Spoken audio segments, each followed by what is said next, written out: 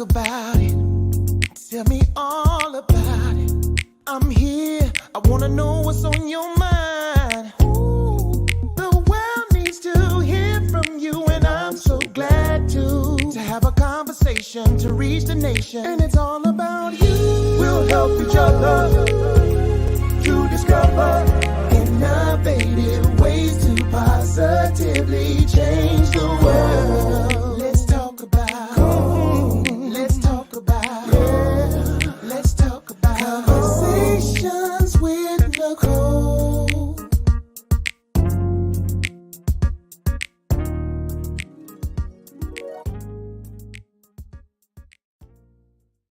Greetings. Welcome to Conversations with Nicole. I am Nicole Everett, your host, and Conversations with Nicole is a talk show based in Tallahassee, Florida, focused on connecting the community through conversations. And today is what I call Mindset Monday, which is an opportunity for you, me, and my guests to talk about something interesting. And this topic is very interesting to me.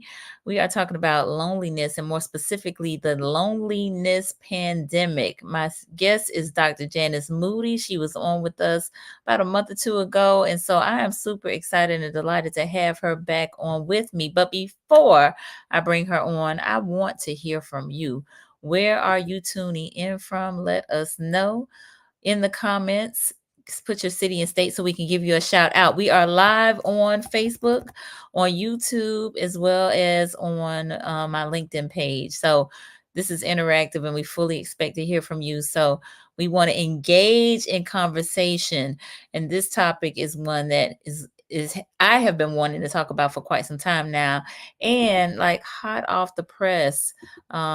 Dr. Moody was telling me right before we came on board that the Surgeon General just put out a warning around social media, demands warning labels on social media apps. And so this lines right up with what we're about to talk about. So, I want to get some feedback from you all, if you don't mind, once we dive into the conversation. But I see a few of you joining us already. Eduardo Williams, thank you for being here. He is actually our guest for Wednesday.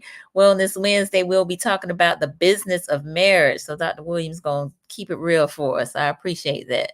All right, we got Linnell Johnson in Houston. Thank you for being here. Miss Jeanette in Miami Gardens, thank you for joining us, Miss Jeanette. Latanya down in Georgia, in Atlanta area, thank you for being there. I see that's your fur baby on your picture. I love it. Thank you for joining us, Sister Latanya. All right, so I know others will be chiming in, but I'm gonna go ahead and read Dr. Moody's bio. Dr. Jannis Moody is a licensed clinical psychologist, professor, lifestyle and relationship coach, and speaker. Equipped with expertise in multicultural community clinical psychology, Dr. Moody has passionately pursued her mission to promote emotional, psychological, and spiritual wellness, particularly for African American and other diverse populations. She has been successful at addressing many of the unique shared experiences of these marginalized populations, as well as increasing mental health education, awareness, and access to services via the development and utilization of innovative and culturally responsive approaches to treatment and support services. Dr. Moody's research interest in clinical work focuses on factors impacting the emotional and psychological wellness of oppressed and underserved populations, with current research focusing on Black women's mental health and wellness, intersections of race and gender and socialization, and factors impacting the romantic relationships of heterosexual African Americans, which is a little bit in the wheelhouse of what we'll talk about tonight, too. Dr. Moody is the co-creator and co-facilitator of the Sister Circle Experience, therapy groups, and wellness retreats for Black women, the creator and facilitator of Black Girls and Boundaries workshop and retreats, and professor of psychology at Howard University, HBCU love, and provides psychological and consultation services from her Houston-based private practice. Y'all help me welcome Dr. Jannis Moody.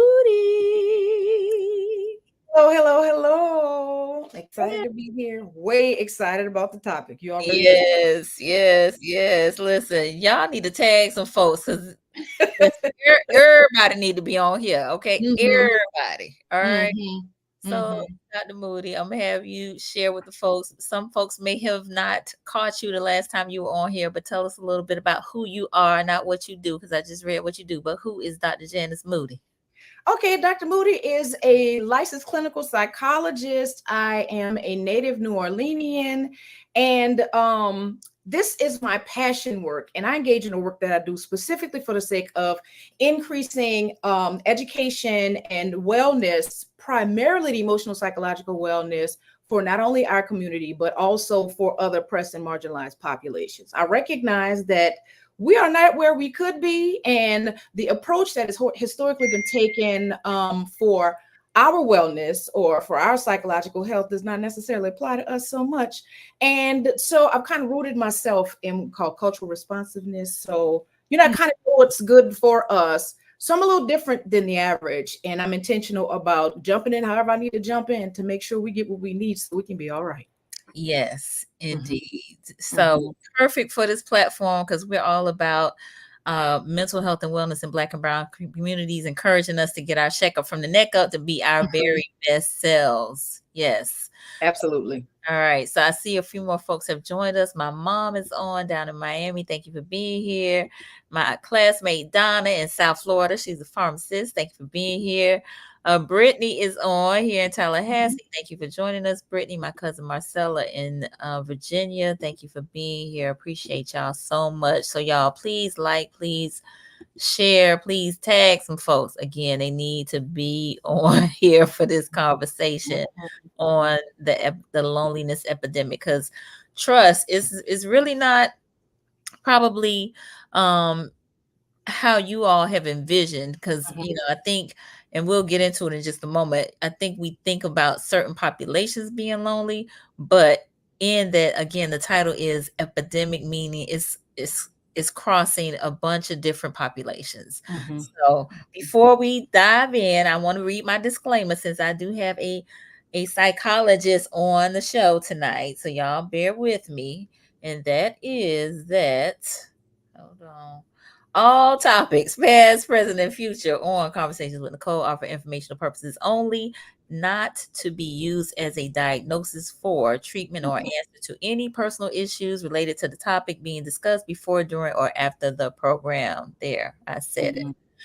All right. We got a few more folks chiming in. So let me say, hey, Keisha. She's here in Tallahassee. Thank you. Tangela Chipman here in Tallahassee. Thank you both. I appreciate y'all for being here.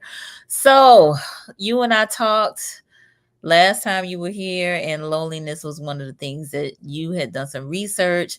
And I was like, this is spot on, because I've been wanting to talk about this for a while. Because it is something that I contend with as a single woman who has never been married. And so there are some, and I'll be, more transparent as we move forward, but it's a real thing. And there are, and I'll just speak from my own personal experience, there are some things that I have developed in terms of coping mechanisms that probably aren't all that healthy as it relates to it. So, and the one that I will give that people always comment on, you everywhere. You always hear they're doing this or whatever. Well, part of that is that's one of my defense mechanisms for being lonely. So I stay busy, so I don't have to be home by myself, feeling, some kind of way because I'm lonely or I'm alone. Listening to the walls. Exactly. Absolutely. Yeah. Deafened by the silence. Yes. You're not the only one. There's a lot of people who use those particular mechanisms. Can't sit in the same place by themselves too long. So they fill up all of the empty space with something to do. Yes. Yes. Absolutely. Yeah. Yep. Yes. Right. Yes. So that's my one of my shares for tonight. Okay. I got some other stuff for y'all too, though. You're ready. All right, come on. What we got? What we got? Where we starting? The loneliness, as you mentioned, the loneliness, and the reason why I reference it as an epidemic is because of how widespread it is. And it's not just a matter of how widespread it is in terms of the numbers, but it genuinely has an impact on our overall wellness. I don't think most people actually realize, like, for real, there's a reason why it's called the new smoking. It has the same impact on premature mortality. That means dying before you should naturally be dying. Like, as the same is comparable to like smoking 15 cigarettes a day, which is ridiculous. I mean, it's one thing, they don't even have 15 cigarettes in a whole pack, at least I'm assuming. So we think a lot of times that loneliness is just about physically being by yourself, when in actuality you could be lonely and with somebody in a whole crowd of people. So it's not necessarily about having other people in your physical geographic space, but it is about the subjective experience of being isolated and disconnected, or outside of like emotional relationships, such that your relational needs aren't met. And a lot of people might think that relational needs is just about like romance, when in actuality it's not just that. Because you think about it, we got intimate relationships, with intimate just meaning close, with our very close friends, with our family members, and that kind of stuff. So we have needs as social creatures to be connected and to belong and attached to other people. And when that does not happen, it is a big deal for our overall wellness, our mental health, our physical health, and our experience of life satisfaction, the extent to which you are okay with whatever your criteria is for a good life. Indeed. And a lot of us are missing the mark by miles. Yeah. So Keisha jokingly said it's 20 in the pack. It's 20. Okay. All right. Yeah, I was off. That's okay. She also said you're not alone, Nicole. That's why we, me, meaning she and me, are everywhere according to the street committee. And we are. And so I think and I did a little research on this too. In fact, my talk on a radio show that I do locally, I ran across an article that talked about when your personal identity and your social identity are clashing, there's an issue with loneliness. And so, we may not think about it from that perspective, but if your personal identity, and part of why I asked, like, who are you? I want to know, outside of vocation, what are the components are you composed of, right? Because if you lose that job, if you're not doing that work, does that mean that you're less than, or no, there are other aspects to you. I can speak to when my son graduated from high school and went to college.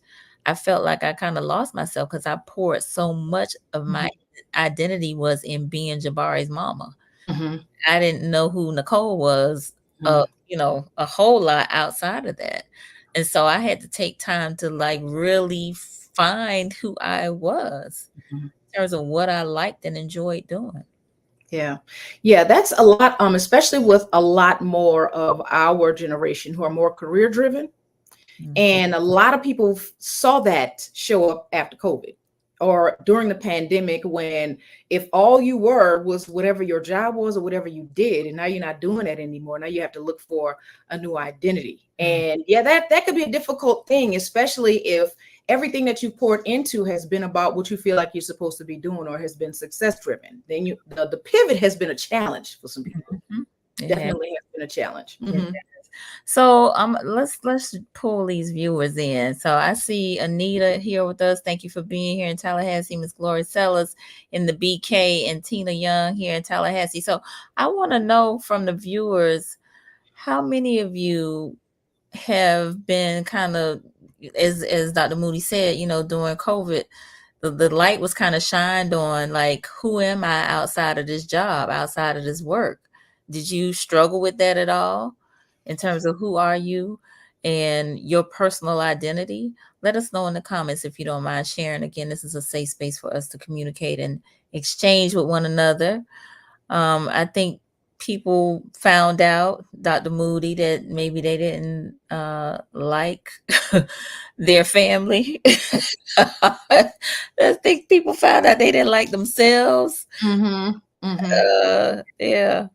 So yeah. And a lot of the things that people were running from, whether they're running from it unconsciously or not, and they couldn't run from it anymore, they recognized what things needed to change and what were some of the reasons why they were running. It's like, it don't matter wherever you go, it's still going to be there. Yeah. Yes, indeed. You can't run from yourself. Yeah, wherever you go, there you are. Yeah. There you are. Yeah. Yes, for sure. All right. Y'all kind of quiet out there, but that's okay. Maybe y'all are typing. It's all right. We're gonna keep going.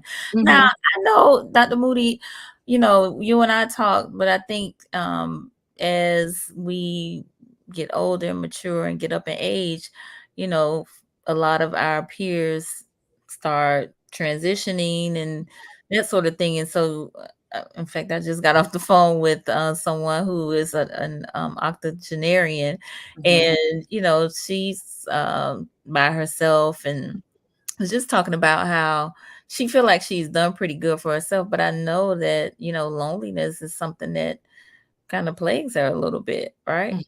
You know, outside of, if she just doesn't go, you know, out for, she goes to church, but you know, outside of that is pretty much it. Maybe she might go to the store or to the doctor, but you know, that's it. But it's not just our seniors, not just our elderly that are, you know, struggling with loneliness. Absolutely not. As a matter of fact, the most current statistics indicate that they report chronic loneliness, experience of chronic loneliness less than the other age groups, with young adults between the ages of 18 and 29 having the highest reports.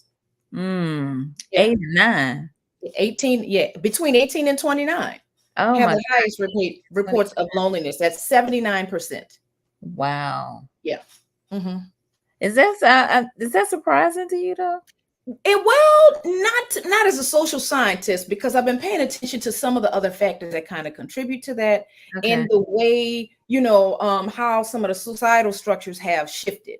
Like, I recognized a while back that there are the impact of, for example, social media changes in the extent to which people are coupling, the extent to which young adults are spending more time in school and getting married later, if they're even having those establishing committed relationships, pouring more into their careers and developing independent identities. And by the time they start looking around for those particular components or what those kinds of intimate relationships have to offer in life, they haven't invested in relationships, period. A lot of the relationships have been about resources, or some of them have been transient, or, you know, you're not really like investing into people, but you deal with people as is necessary and kind of have prioritized some other stuff. But the social media thing is what's really taking a toll on the younger generation. So I'm gonna have you share that in just a moment. Let me acknowledge Dante joined us. He said my tribe was redefined during COVID. Yeah. Definitely can relate to that. Susan has joined us from Hampton, Virginia. Thank you for being here. Anita said, "Wow," to that age group, 18 to 29.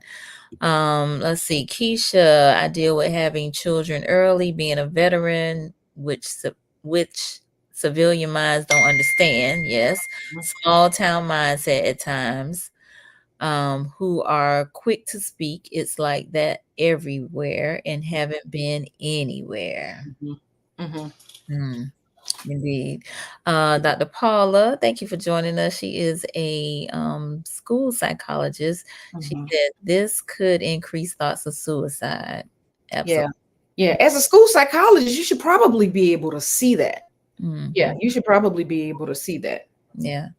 Keisha says, so me knowing myself would be a struggle if I hadn't educated myself and lived in different areas. Yeah. The exposure matters. Exposure is key. Absolutely. Absolutely. Yeah. Okay. So let me see. When we were talking about our tribes, or as Dante said, his tribe was redefined during COVID.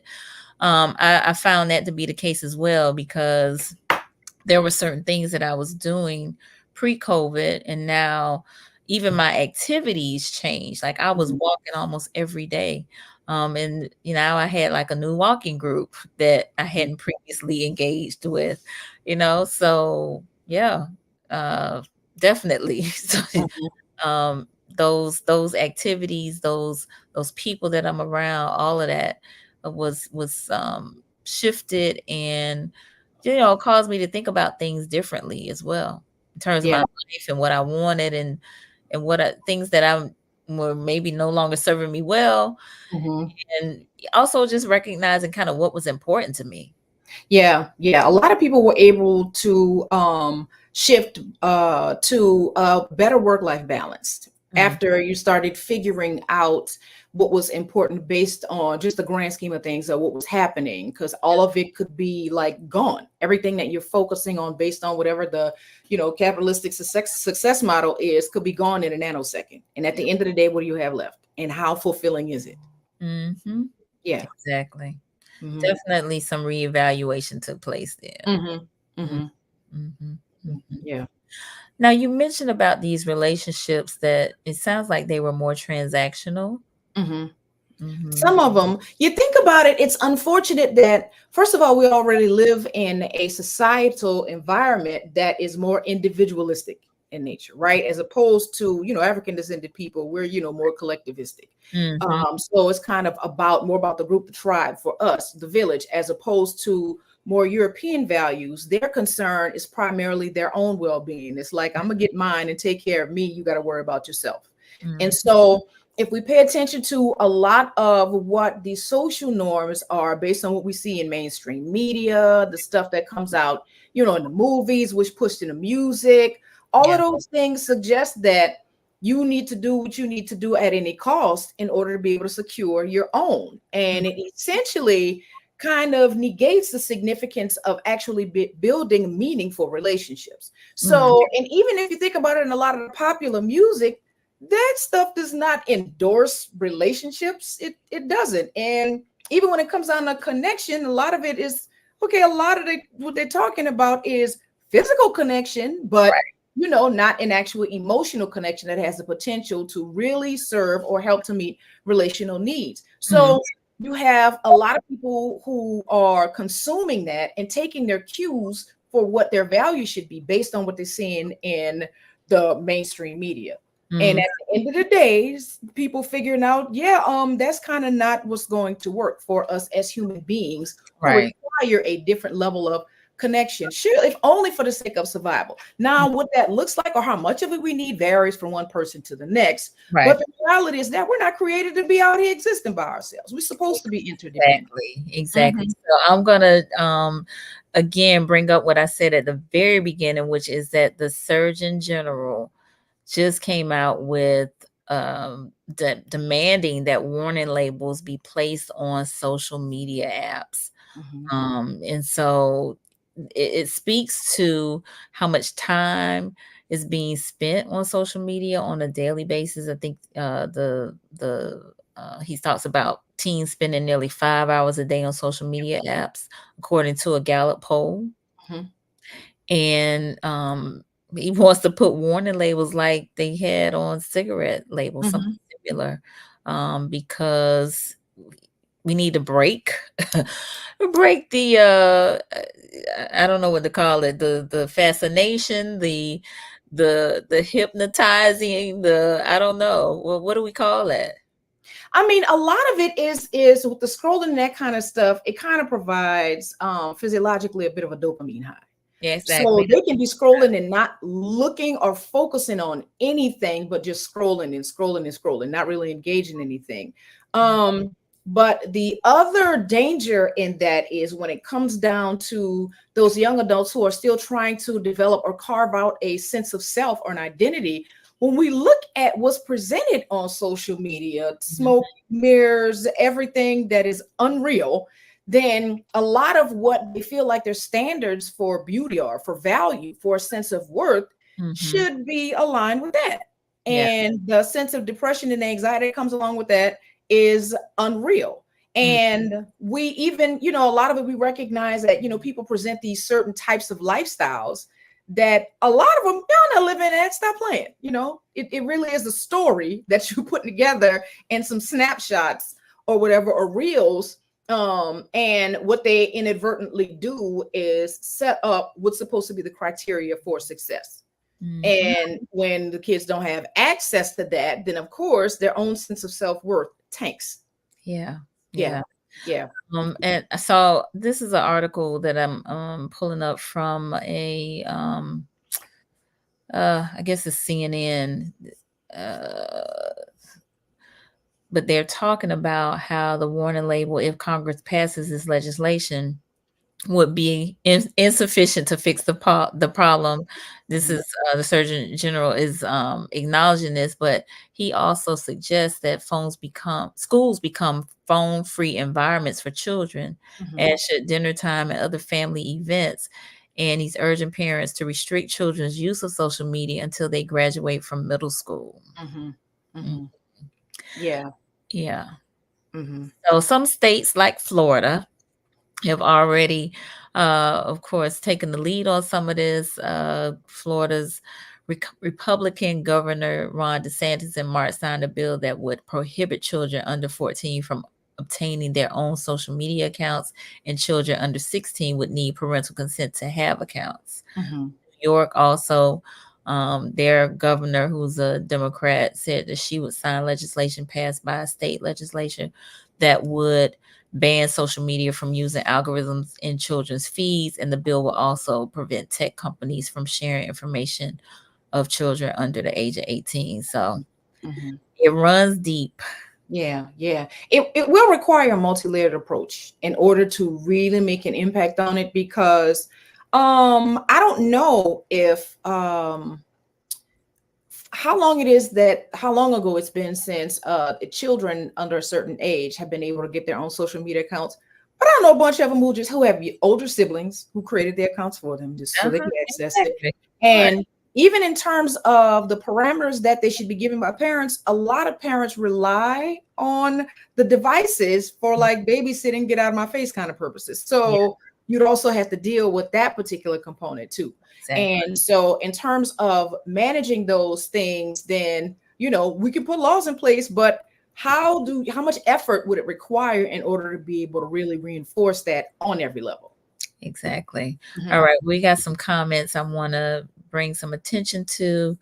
Let's see. Keisha said it doesn't help if a person is introvert and extrovert and try to be the peace when they're out and about. This devalues who people are because they turn into people pleasers. Expound on that a little bit more, Keisha, because I think I'm a little lost in the comment, but give us a little bit more as it relates to that. All right. Anita said, I feel as a child, I never experienced anyone pouring into my identity, not even my parents. I grew up trying to belong to something or someone. I felt I didn't fit in. So trying to be who I am not, I'd rather be alone, if it makes sense. So, Anita, I would also say that you are definitely not alone in that regard. I think that in that we have just society has changed. I think the industrialization, I think for African American communities, integration, you know, all of those are contributing factors to this whole personal and social identity piece.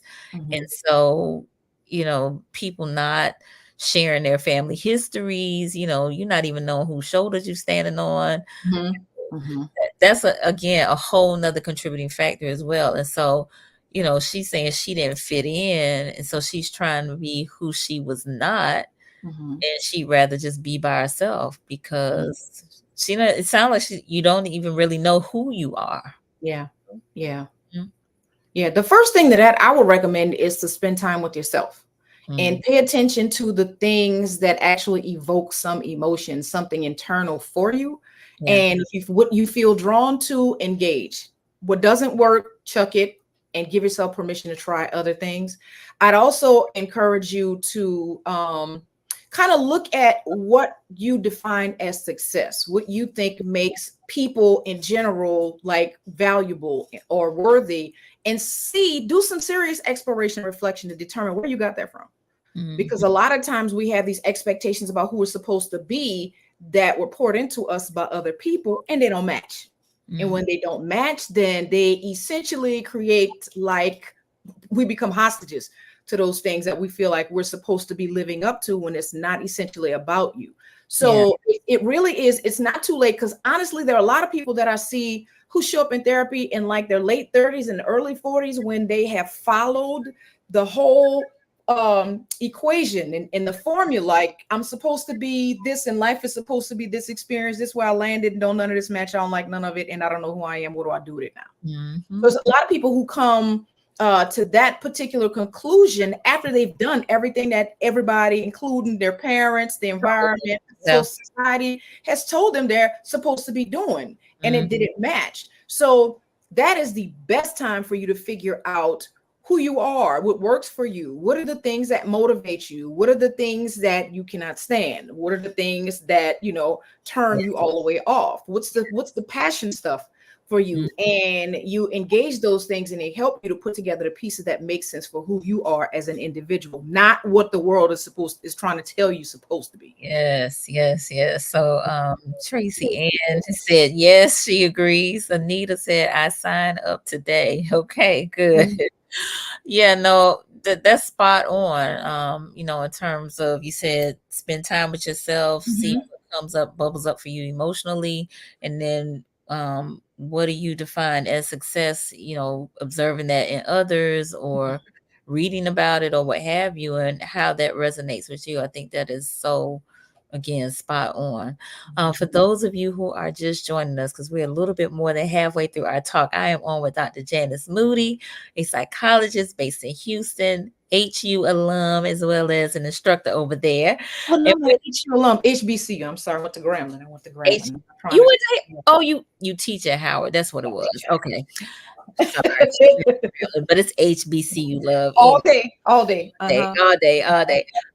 We're talking about the loneliness epidemic. Sharice Du Bois has joined us, who's in Atlanta. Miss Lisa Herring, who is here in Tallahassee, said this is a great conversation. Thank you, Lisa. And Tangela, I did see your question earlier, so let me go back to it. She says, since the pandemic, I have continued to have my groceries delivered. I'm sure this may not be a good idea. Living alone can make you content. Is that a sign of depression? Not necessarily. I mean, a lot of people who are introverts enjoy their own company. And I'm gonna be honest with you. You know, sometimes I get in the grocery store and I'm overwhelmed. Like, okay, it's too many people because I people essentially for my work. So sometimes I don't want to be in other people's, I'm overstimulated by all of the people and whatever their goings on are. But if you're an introvert and you enjoy your own company, then that's fine. So it really is about what your relational needs are based on who you are, what your personality is, what are the things and the energy that you're drawn to, and that helps you to feel replenished. If you don't necessarily want to be all out in the mix and you prefer smaller, more intimate interactions, then whatever is healthy for you. If you don't experience loneliness, is not just about literally physically being by yourself. Loneliness is about the feeling of being isolated and detached. And if you're alone, but I have relationships with these people over here, I can pick up the phone, I can talk to somebody over there and not feel the experience of loneliness, then you're fine. But it's a matter of being clear about what that looks like for you, such that you can figure out when you are experiencing loneliness, and figure out what you need to do in order to be able to get those needs met. Very well said. Thank you. All right. Let's see. Tangela said, since I've retired, it seems hard for me to belong or interact. Okay. And that is one of the things that tends to historically, it has increased the susceptibility for the older geriatric populations to be lonely. But you see, their rates are lower than everybody else's. And so how we deal with that is you engage in the things that you like to do, and you find yourself connecting with the people who also like to do it. It's more of an organic connection. Like if you like bowling, or you like skating, or whatever it is, you got book clubs, whatever that kind of stuff is. If you do what you like to do, then you'll find other people who do what you like to do as well. And it's easier to make those types of organic connections than it is trying to force stuff. Absolutely. I'm going to give a shout out real quick to the Village Square, which is a nonprofit that brings people together from different backgrounds to have kind of difficult conversations. So they'll pick a particular topic. But one aspect of their programming was um, join us, and that was centered around, like you said, book club, or we like fine dining, or we like to crochet or go for walks. And so we had, and I did a book club, but we had different people, no podcasts, we were a podcast, so but we had different folks come together and listen to some podcasts and then come together and talk about that podcast. So those like activities definitely are ways to bring people together. It's something that you all like to do anyway, and now you just can do that thing that you all like to do in this community. Yeah, it definitely helps. And don't be scared to try new stuff. You don't have to love it. Like, oh, I think I want to learn how to do pottery. Go to a pottery class. And if you don't like it, you don't like the stuff on your hand in school, you don't have to do that again. But you're learning. You're learning. You have the opportunity to have a new experience. Exactly. All right. Lynn Dorsey, she said, during those isolated COVID years, I got to know me. Love it. I love my company and energy. My purpose became more clear. Did a lot of healing, reflection, forgiving myself, and becoming my own friend. Yes. Love all of that, Lynn. Thank you for sharing that. Yeah. Right. Brother Made Quasi. good use of the time. Yes, indeed. Quasi has joined us out of Atlanta. Thank you for being here. My sister Shayla, thank you for being here. All right. Dante said, do you think loneliness exposed a lack of self-esteem or a dependence of people to function?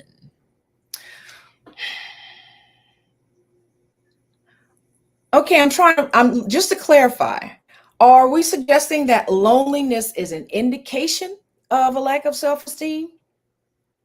Is that what we're thinking? Does it expose a lack of self-esteem or dependence of people to function?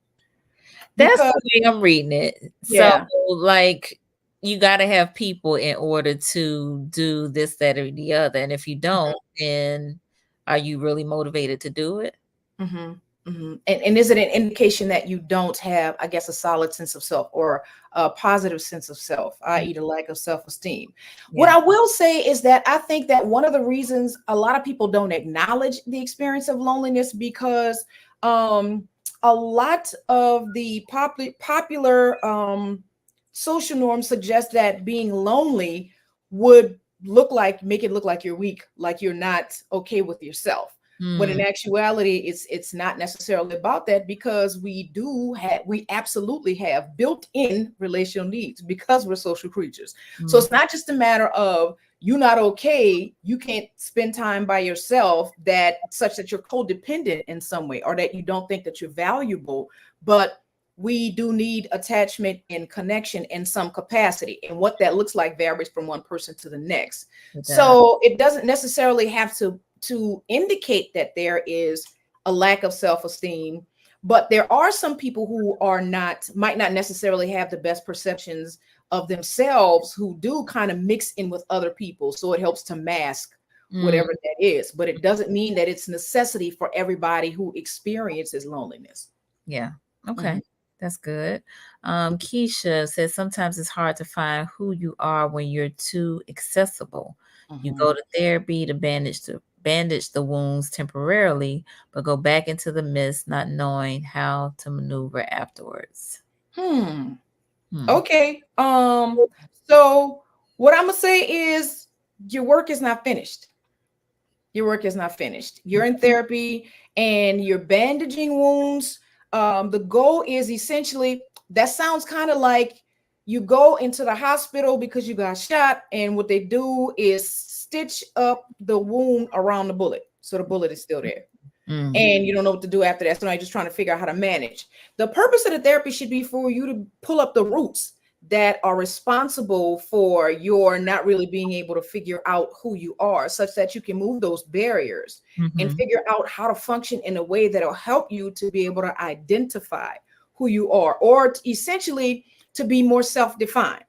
And when you get out, it's a process that you continually engage in iteration such that you get better and better at it. Nice. So the work in therapy is not done if you feel like it's a band-aid and you come out in like 15 minutes. What am I supposed to be doing with myself now? Okay. Yeah. Yeah. Nice. It's supposed to be transformative. Yes. It shouldn't be a band-aid. Transformative. Love it. Ivy LaFay is on out of Pensacola. My cousin Cheryl in Virginia is on. Thank you for joining us. Linnell, as a man, I'm tasked with the responsibility for everyone and everything around me. I'm always making sure everyone else is good, but rarely feel there's anyone checking on how I'm doing. That may not be the reality physically, but it feels that way and creates the lonely feeling. Yeah. Yeah. Yeah. So the question, well, the issue with that is ultimately you have to figure out what it is. What is the purpose of sewing into everybody? And it may not necessarily be that it's just your imagination or it's just what you think your experience is, but a lot of us, there are people who find pleasure in being able to, be compassionate and help other folks. But if you're doing it to the point where you don't require or allow other people to pour into you, or you train them to feel like they don't need to, then it is essentially a set of circumstances that you create for yourself. And when you get to the point of depletion and you recognize that the people you're pouring into are not pouring into you, then you have to figure out where you need to make adjustments.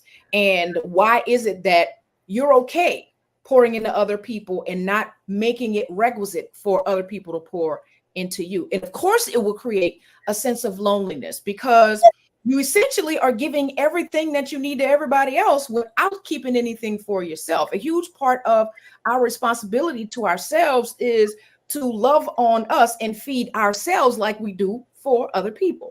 So I'm gonna jump in here, and the only reason I am is because as Linnell has identified as a man, and we had 2 shows last week on men, Black men specifically.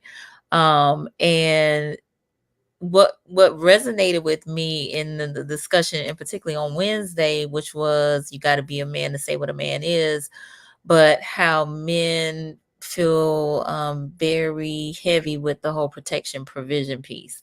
And so what I'm hearing, and this is just based on me reading what Linnell has written, that protection provision piece is this responsibility for everyone and everything around me. And so what my recommendation would be, and not that I'm a psychologist or a therapist or anything, is to have connection with men who also identify as having the responsibility for everyone and everything around them. And having that group or brother circle that you can talk to, because I think that probably is being passed down. You know what I'm saying? I'm sure Linnell's father, grandfather, whomever, raised him, was sharing what they got. You know what I'm saying? And so, how do you deal with that? And I think also too, it's, as you have already stated, getting some support. So being okay with relinquishing some of that responsibility to a help meet if you have one, or some other identified support, but that will alleviate some of that lonely feeling with the responsibility that you are feeling, the weight of that responsibility that you're feeling. That's a huge thing. It's a huge thing with that gender socialization thing for men. And the idea that if you feel lonely, or if you feel like you can't carry, or you're not able to show up and provide like you think you're supposed to, then you're essentially not a man.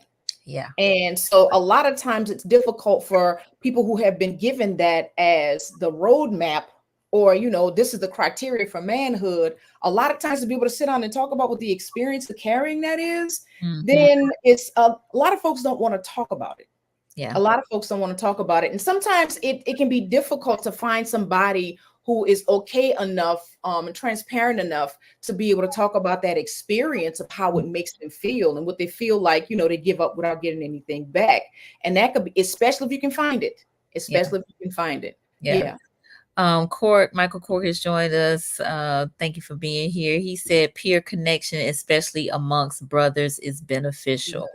So I know that's something that he also participates in through his church. There's a men's ministry, but also it could be at the barbershop or, wherever. It could be some other places, but I know that's a kind of a safe place or a place where, Black men in particular have those types of conversations. My cousin Tony, who is in Colorado, happy Monday, cousin. He has a podcast that talks about grief. He said, we often feel our value is determined by what we can provide or if we can protect our loved ones. So Yep. I just said that, Tony, that protection provision piece is very, it may be heavy for men at times. Yes. And Miss Potter. All right. Hey, Miss Potter. She's down in Miami. She said, hello to my lifesaver, but I'm everybody's go-to person when I need someone myself at times. Indeed. And Miss Potter is one of our super seniors. So Okay. I'm curious, Ms. Potter, what happens when you discover that you do need help yourself? Do you ask for it? And if you don't, then why do you think you don't? Yeah, that's something to figure out, because that's a bigger obstacle to getting the help than just kind of sitting there waiting for it and nobody knows that you need it. Indeed. All right. Cheryl said, wow, great answer. Right on point. All right. Edwina just popped in. She said, hi, ladies, late to the show, playing catch up. That's all right. So Edwina is how I met Dr. Moody. She connected us. So I'm so grateful, Weena. Thank you so much. Hey, Edwina. Yes. All right. So, this is really juicy. And we have just kind of, I feel like we just kind of touched the tip of the ice. Right. But we talked about, for those of you who kind of joined us late, we talked about the age group that has had the highest, complaints or reportings of loneliness is the group 18 to 29. And our when I say seniors, I'm talking senior citizens. So what, over the age of 65, 70 or so? They got 60 plus. 60 plus. Okay. Yeah, They have the lowest reportings of loneliness. I would say to that group having the lowest reportings, seniors are very active. Here in the state of Florida, they got senior games, senior centers. They got a lot of things that they can do to be social, to have that social identity, that personal identity. I teach line dance classes here in Tallahassee, and me and Joe Keecher were over in Gaston County, go teach those every other Thursday. They have a senior center that they just celebrated 50 years of this center. But these seniors, I mean, they are active. They go on field trips. They have dances. They do all sorts of things. So I think that contributes to their numbers being lower. Yeah, I think so. And when we think about the fact that people are living longer, senior in this particular era does not mean somewhere invalid in a wheelchair or necessarily in like a nursing facility. Right. Because 60 plus, that's still young in comparison to what it used to look like years ago. So yeah, a lot of that is, I would argue, of course, there's a loss associated with retirement and kind of being pulled out of some social structures. Right. But the reality is that, especially if they find community, those are some of the things that help them to be able to stay active and connected long enough to actually, help to extend their life, as opposed to people who are holed off by themselves somewhere. Okay. Very good. Girlfriend Belinda just chimed in. She said, no, I have to watch the recording. That's fine. We'll catch you later. Boom.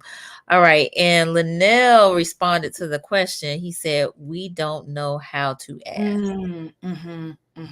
Okay. Sharing that. And then he further said, therapy is a new thing for Black men, and feeling safe about doing so and not feeling weird about it. Yeah. And that's justifiable. That is justifiable because we have not been a go-to therapy people historically, Black people, which I mean, cultural mistrust is real. So there has been reason for us to not go, but particularly for Black men, because you think about the representation of mental health professionals has been white males historically. Yeah. There still isn't that many of us or people who look like me that No. are in the profession, but particularly for males to need help is generally an indication of weakness. And if you how comfortable should somebody who needs help feel going in to have a conversation with somebody that they essentially will probably feel invisible, either that or dehumanized, just walking in the door like you have no idea or any reference or care about my humanity, my reality context. And who wants to go into therapy and be victimized or be blamed for whatever your experience is? So it makes it more difficult. And I think that also because a lot of masculinity ideals that Black men have, particularly in this society, have not been established by Black men, first of all.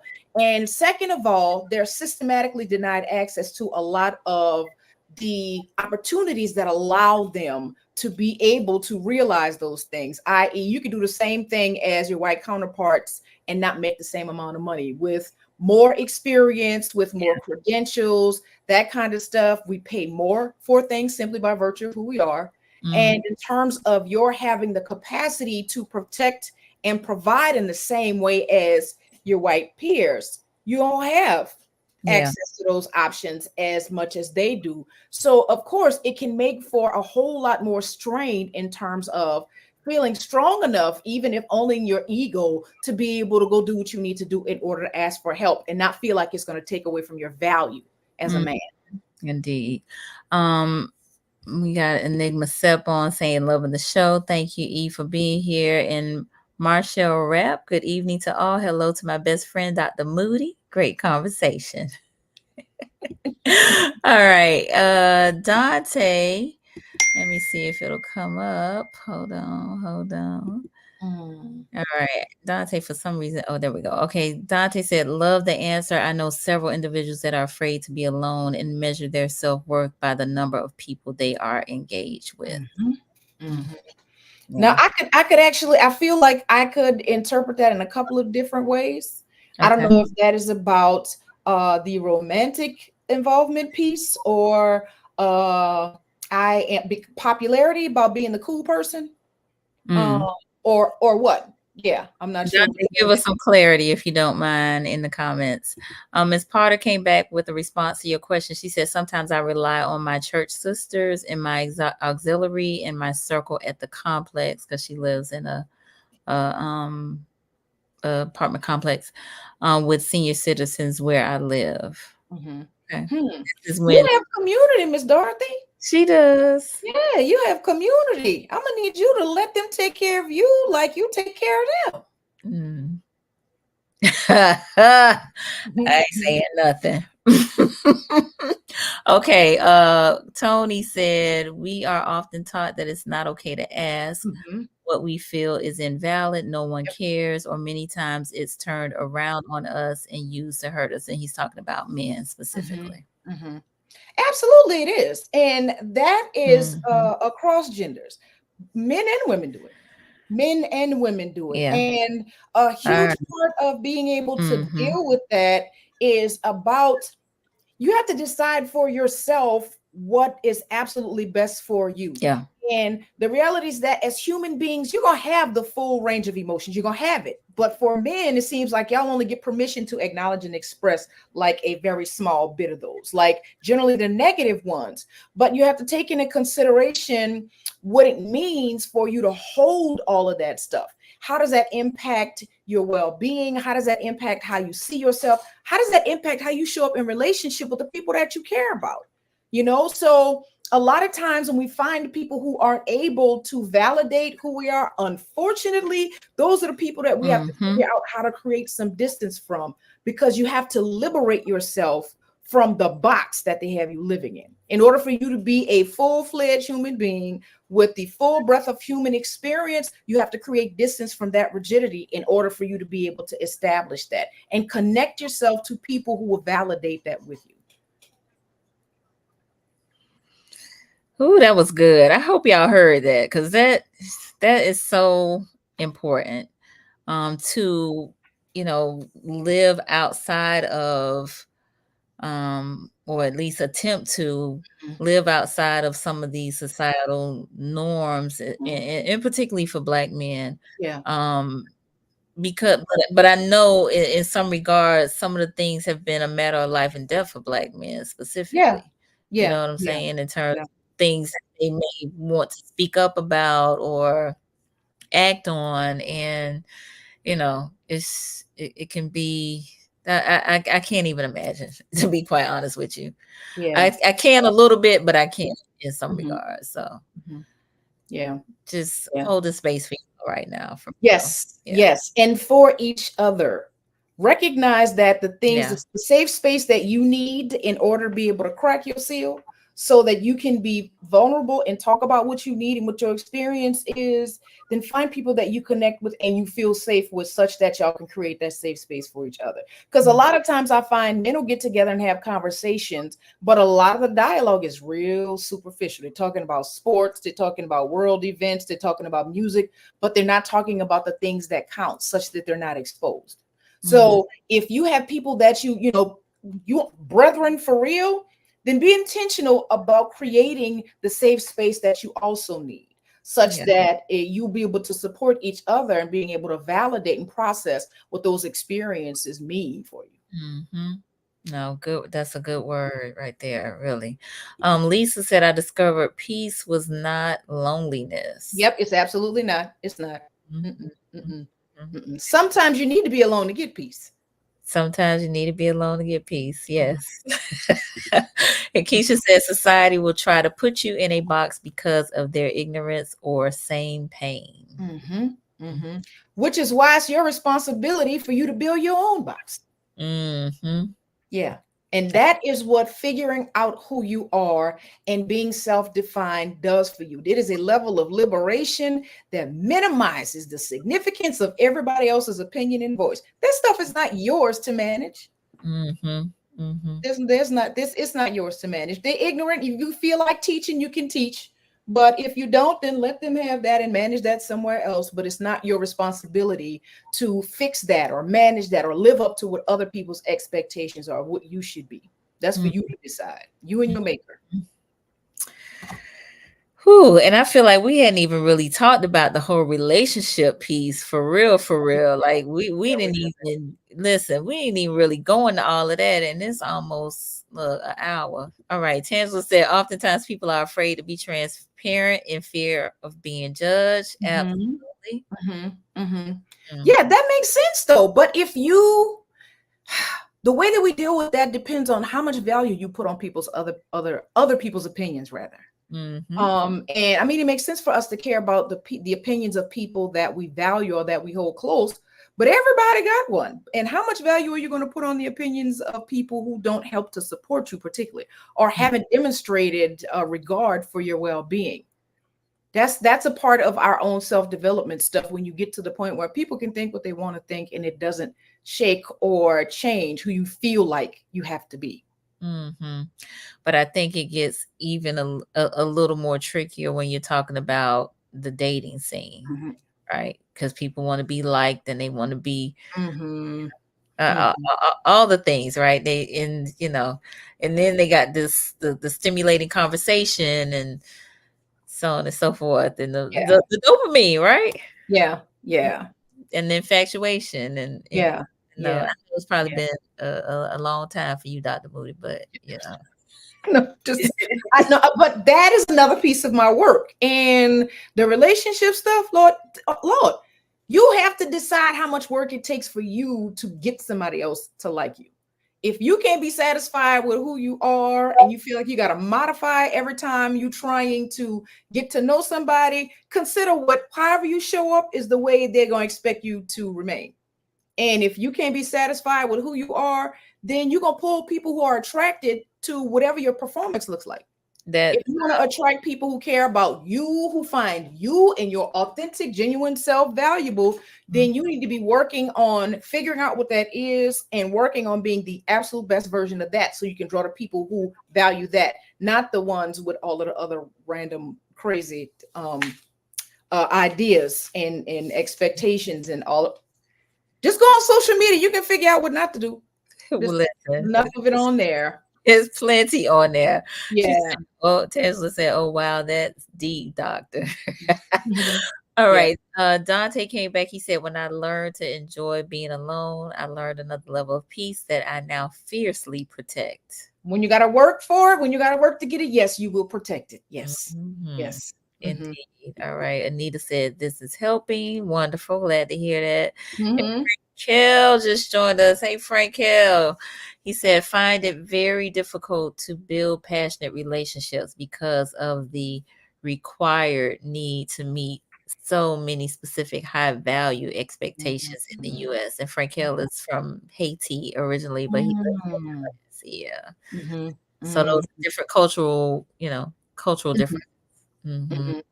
Yeah, that can be difficult, but also I would argue there are a lot of people who might subscribe to the requirement need with all of these, representative criteria and boxes you need to check off. Hmm. But the reality is that might not be your tribe. That might not be your people. And as far as romantic relationships are concerned, you only need one. Mm, Yeah, you only need to find the one. And again, being who you are, your authentic self is more inclined to get you seen by the mm, person who values that than you showing up over here trying to fit in the crowd and meet all of the rest of the regular generic criteria. mm. Some people need, you say you only need one. I feel like there's some people out here that feel like they need many. That that's the need for the many is about something else.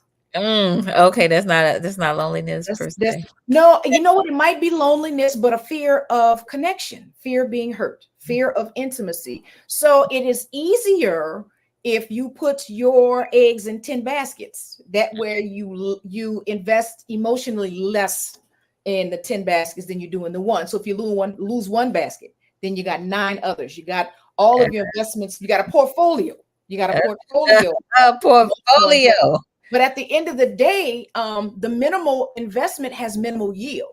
So if you're dealing with 10 people and something happens to you, you need somebody to show up to support you. The 10 people you ain't invested in for real, like, yeah, okay, well, you got 10, I got 10 too. And I'm over here dealing with the other 9 while you over here under the weather, whatever it is that you got going on, because Mm, your investment is minimal. So got yes, it's yeah, that's a strategy for some people to remain detached. Mhm. Gotcha. All right. Brother Warren Cave has joined us. Thank you for being here. Enigma, he said the key with my wife is that I can be my authentic self and still be loved. That's a Uh-huh. beautiful thing. That's a Yeah. beautiful thing. E. Hey, Mm. Fee. I know his wife is watching with him. So hey y'all. All right. Mastermind, or it could just be a preference to not choose mono. To not be in a monogamous relation, it could be. Mm-hmm. It could be. It could be. So, different people have different needs. It just kind of depends on whatever your preference orientation is, what your love style is, what your relational needs look like. Yeah.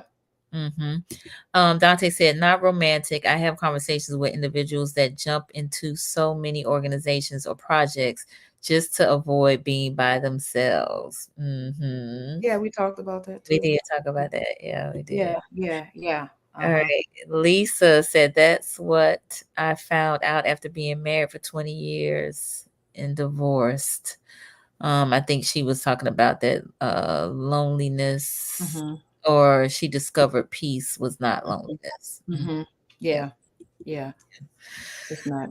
Whew, all right, so we are a little bit over an hour. Y'all know I like to stick to the time. I don't know. Is this a part 2 or what? What y'all think? We have not even talked about how loneliness jacks us up physically. We have not talked about what it does to us mentally. We have not talked about what it costs us as an environment.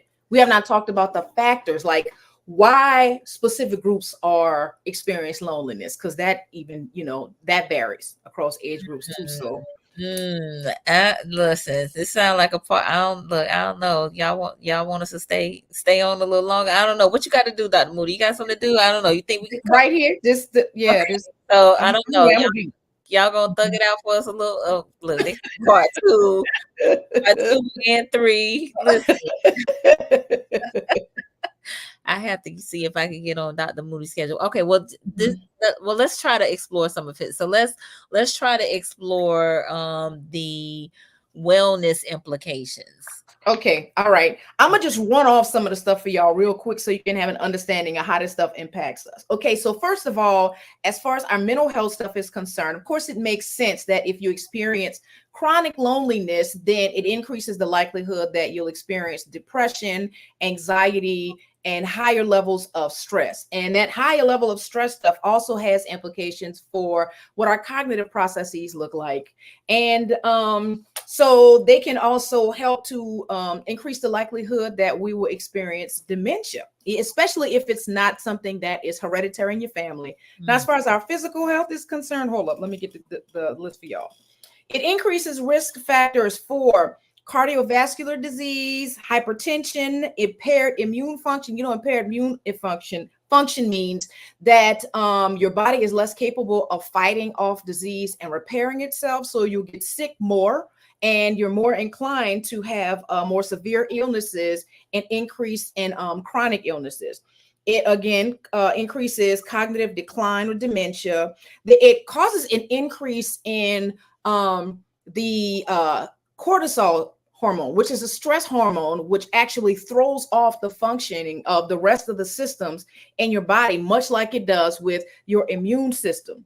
Now, there's a 29% increase in the risk of coronary heart disease and a 32% increased risk of stroke. Now, if we didn't have enough issues, then the loneliness in and of itself, when it's not taken care of, can make life more difficult, which also makes it more difficult for you to be able to manage the loneliness because you're only half able to show up for yourself as opposed to the way you would if, in fact, you weren't experiencing the loneliness. It also increases, of course, the cost of healthcare, decreases our productivity in our work and our daily lives. So it can jack you up. You don't even know why you jacked up.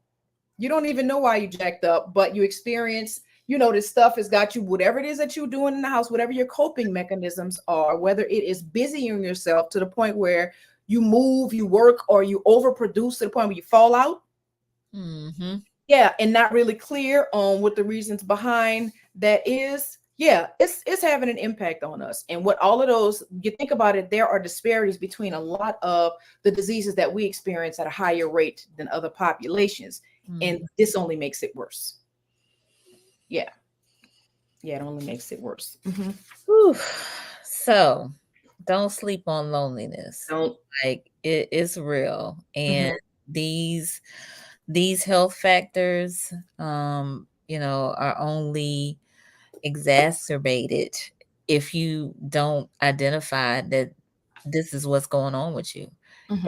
And doing something about it. So let's again quickly kind of talk around solutions. I mean, we've kind of talked about some of them, like spending time with yourself, identifying success, what that looks like for you, building community, finding your tribe, right?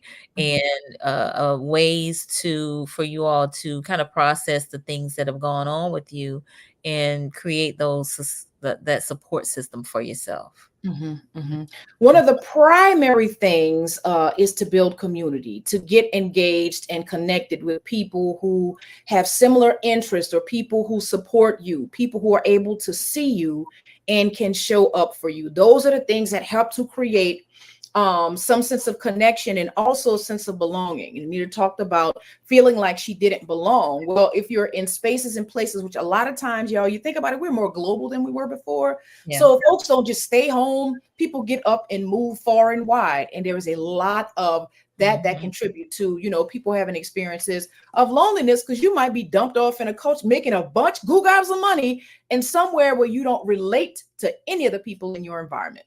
And it can cause a significant number of issues. So getting yourself engaged with other people, get yourself engaged with other people. Therapy helps because you can figure out what some of your what might be some of the barriers that you might be creating to loneliness on your own. And sometimes we have expectations that might be unreasonable. So therapy helps. And not only that, when it comes down, we can do group therapy too. And people might think it sounds crazy, but pets, companion animals, that kind of stuff can be helpful too. But the bottom line is you need Yeah. connection.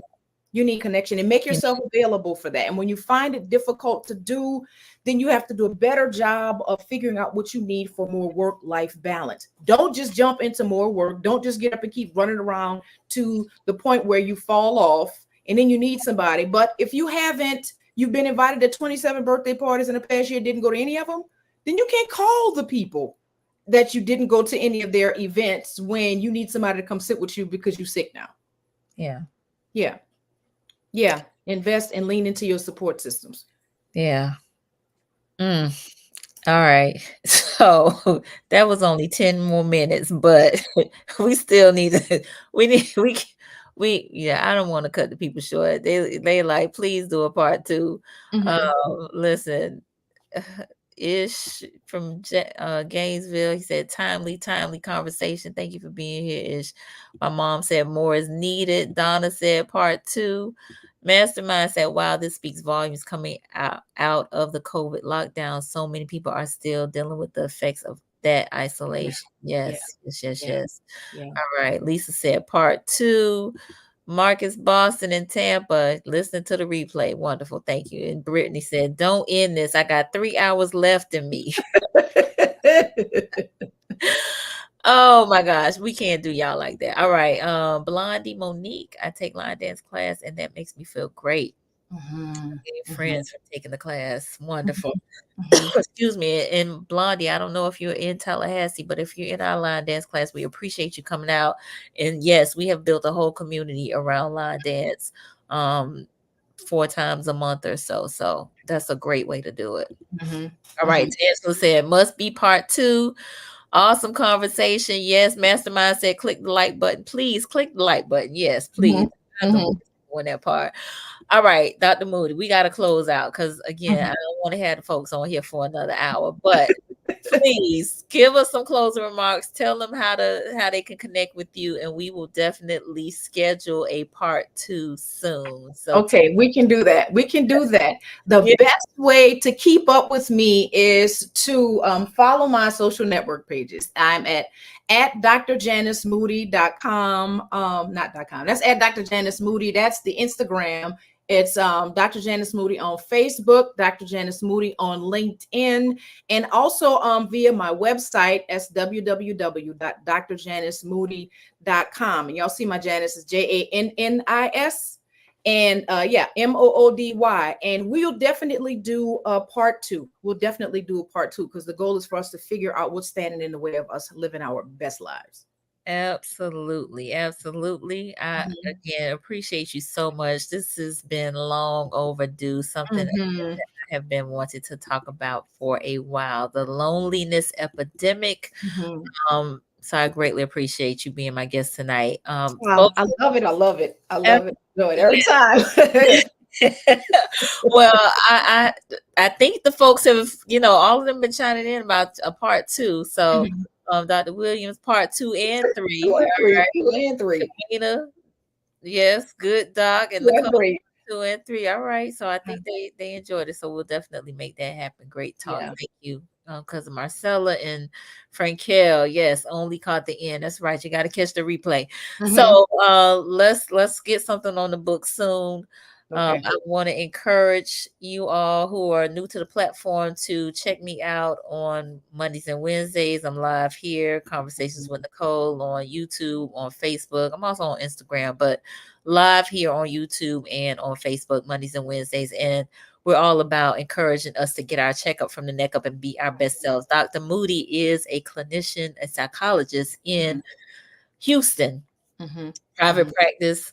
So, if you are in that area, you serve the entire state of Texas.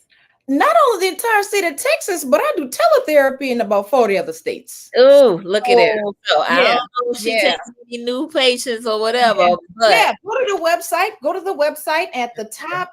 You can click. There's a button that you can click that'll tell you what are the other states that I'm certified to service. And right next to that, there's a button where you can book a free consultation see and that, determine. Okay, well, let me see if Dr. Moody might help me save my life. If you might be the one. So see that, yeah. see Mhm, that, see that. mhm, Look, again, making these connections. That's what conversation mhm. Nicole is all about. So Absolutely. y'all check her out, go to her social, go to the website, see if she's available, and we're gonna get her back on like real Mhm. soon, real I'm soon, coming. I'm real coming. soon. All right, cool. All right, y'all, listen, check us out on Wednesday. Dr. Williams is gonna be on. We're gonna be talking about the business of marriage. I know we talked a little bit about loneliness, but once identify who that special someone is, marriage is a business. So Mhm, y'all need to be mhm, talking about that too. But check us mhm. out Wednesday, 8:30 p.m. Eastern. We'll be right back here. All right. We will see y'all later. Peace.